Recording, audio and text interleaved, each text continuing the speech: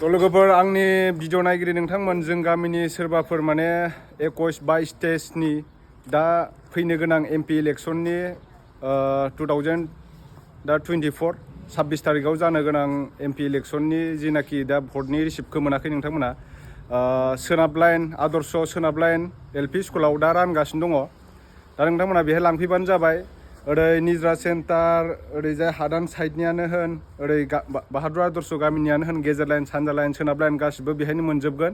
21-22 स्टेजनिखौ मोनगोन नोंथांमोना बेनिफ्राय 17-18 दा माने नाम्बारा सोलायबाय आरो ना सिगाङाव 19-20-21 दंमोनदां दा माने सोलायदों आरो बेहाय नैबे नायनानै लानो हागोन नोंथांमोना बेहाय माने बेनारखौ सिथाबखाबाय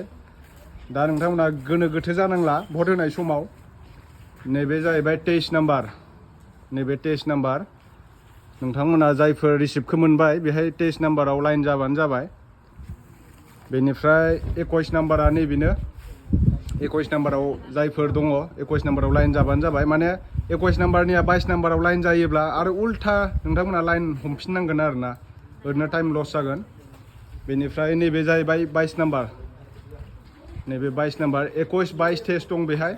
सोनाब लाइन बाहादुर आदर्श एलपि स्कुलाव दा होगासिनो दङ पलिं एजेन्टफोरा दा नोंथांमोना लांफैनो हासिगौ आरोना जायफोर बे भट रिसिप्टखौ नोंथांमोना लानानै फैनाय नङा इलेक्सन खालि माने नोंथांमोना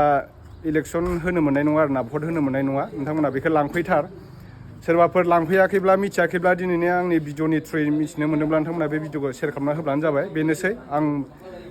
मिथिनो थाखाय बे भिडिअखौ बानायनाय जाबाय आरोना नोंथांमोननि खोथा जियाव माने भट थुयो थुवा दा नोंथांमोना लांफैथारबानो जाबाय आरो नैबे निजोमा रानगासिनो दं नैबेहाय रानगासिनो दङ सारमोनहा दा स्कुल डिउटि जोबखांबाय नालाय नैबेखौ लांफैबानो जाबाय नोंथांमोना रिसिप्टखौ बेखौ लानानै फैबासो माने भटखौ होनो मोनगोन ना सार नैबे सारमोनानो रानगासिनो दङ बाहादुर आदर्श गेजेर लाइननि हेड सार ना सारा पुब बाहादुर आदर्शनि नोंना 22 आव गोलैदोंना सार 21 आव गोलैदों बेना पलिं एजेन्टआ ओमफ्राय नैथिं सार दङ नैबे साराबो रानगासिनो दङ सारनिया 22 ना 23 ना 23 आव गोलैदों न ओमफ्राय सारा सोनाब लाइननि फोरोंनाया बेयो मिक्स जाना दङ मिक्स जानानै दं ना केजुलि बायथालि हादानगुरि गोदान गोजाम सब हाबफाजोबदों ना आरो सोरबाफोर माने अनलाइन खालामदोंब्ला नोंथांमोना लांफैबानो जाबाय सारमोना दायो होगासिनो दङ भटनि रिसिप्टखौ बेखौ लाना फैबासो नोंथांमोना भट होनो मोनगोन नङाबा होनो मोननाय नङा ओरैनो फरायनानै थांफिननांगोन आरोना नै नायनानै लादो न'फोरा बेनो 23 नाम्बार बियो बेनिफ्राय नैबिथिं 21 नाम्बार बेनिफ्राय 22 नाम्बार निजोमनावबो लांफैनो हागोन निजोमाबो होगासिनो दङ भटनि रिसिप्टखौ औ आदा दे गोजोननाय थाबाय आदा मा नोंबो लांफैदों नामा रिसिप्टखौ इलेक्सननि डिउटि ना दे गोजोननाय थाबाय आदानिसिम केमेरा लगायनाय जादों सिसि केमेरा लागायदों ना थिगानो जादों दे जोंना आदाया माने सिसि केमेरा लाना फैदों जाहैदों दा माने सिसि केमेरा लागायगोन आरोना बेहाय सोरबा एसे 2 नम्बर खालामनो नागिरो नालाय ओंखायनो बेफोरखौ लागायनांगौ गोनां जायो नैबेयाव नो स्मकिं सोरबाफोर लोंनानै भट होनो फैनो सानोब्ला नोंथांमोना फैयानो मोजां भट होनो मोननाय नङा नोंथांमोना सोरबाफोर लोंनानै आरो जानानै फैयोबा बेफोरबायदि सिगारेटबो सोबनो मोना नैबेहाय होखानाय दङ बेनाराव गासिबो चेकिं खालामनाय जागोन बेहाय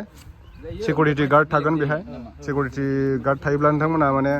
लोंनानै फैब्ला भट थुनो मोननाय नङा बेफोरबायदि आरोना जोंना नै ब्रादारा केमेरा सेटिं खालामगासिनो दङ सिम सोनाय दंखायो ओमफ्राय अट'मेटिक बेयो रेकर्डिं जागोन नैबे मेम'रि सोनाय दंखायो बेयाव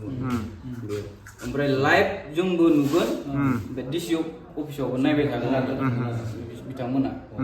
लाइभ नुनाय जानांगोन आरो बेनिफ्राय सोलिदों सोलियाखै जेब्लानाखि नैबे गोथाङा जोंबाय अब्लानो सोलिबाय आरो मिथिगोन आरो दा कारेन्ट होबाला नैबे बुस्थुआ नै ओरै थानांगोन आरो साथिं नैबे लगायखानोसै र' लागायना होलांखादो बाहेरावसो लागायगोन बेखौथ' न' सिङाव ओमफ्राय आंखौ बुंखानोसै You are under CCTV surveillance. बाहेराव मोनसे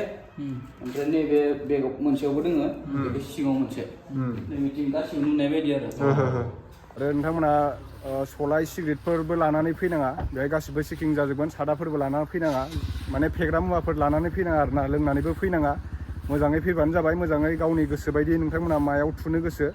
नोंथांमोना माजों सापर्ट दं नोंथांमोना गोसो बायदि भट होनानै थांब्लानो जाबाय आरो बे आंहा बुंनांगौ जेबो गैया आं जास्ट माने इनफरमेसन हिसाबै नोंथांमोना जिनाखि भट होनायनि रिसिप्ट बे रिसिप्टखौ जायफोर मोनाखै नोंथांमोना लांफैदो बेखौ मोनब्लासो नोंथांमोना बेखौ लानानै फैब्लासो भटखौ होनो मोनगोन नङाबा भट होनो मोननाय नङा आरोना